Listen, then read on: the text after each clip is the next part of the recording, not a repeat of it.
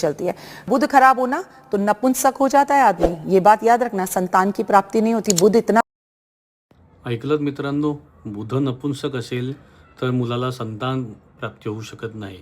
तर माझं एक प्रश्न आहे की ज्योतिषशास्त्रामध्ये मुलांच्या उत्पत्तीसाठी जे पंचमस्थान आहे, पंचमेश आहे, सप्तमांश कुंडली आहे, हे सर्व कुठे गेलं? जर बुध कमकुवत असेल तर व्यक्ती नपुंसक असेल आणि त्याला मुलं होणार नसतील तर माझ्या मते ह्या ज्योतिषांचा अभ्यास नाही आहे. तर लोकांनी अशा ॲस्ट्रॉलॉजरपासून जरा जपूनच राहावं. कारण पत्रिकेमध्ये पाचव्या स्थानामध्ये असलेले ग्रह, त्यांच्यावर इतर ग्रहांच्या दृष्टी पंचमेश पत्रिकेमध्ये कशा स्थितीमध्ये आहे, त्याचप्रमाणे KP ॲस्ट्रॉलॉजीप्रमाणे 5th कस्पल सबलॉर्डची पोझिशन कशी आहे, तो कोणते हाऊस देत आहे, अशा प्रकारे अनेक क्रायटेरिया अभ्यासले जातात आणि मगच मुलं होणार नाही होणार याबद्दल सांगितलं जातं.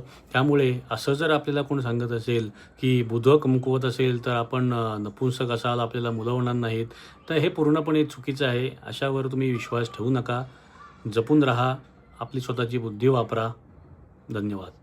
आणि माझा चॅनल आपल्याला आवडत असेल, मी सांगितलेली माहिती आवडत असेल तर माझ्या चॅनलला सबस्क्राईब करा आणि जास्तीत जास्त शेअर करा. तर लोक अशा माहितींपासून जरा जपून राहतील आणि खरी सत्यता पडताळतील. धन्यवाद.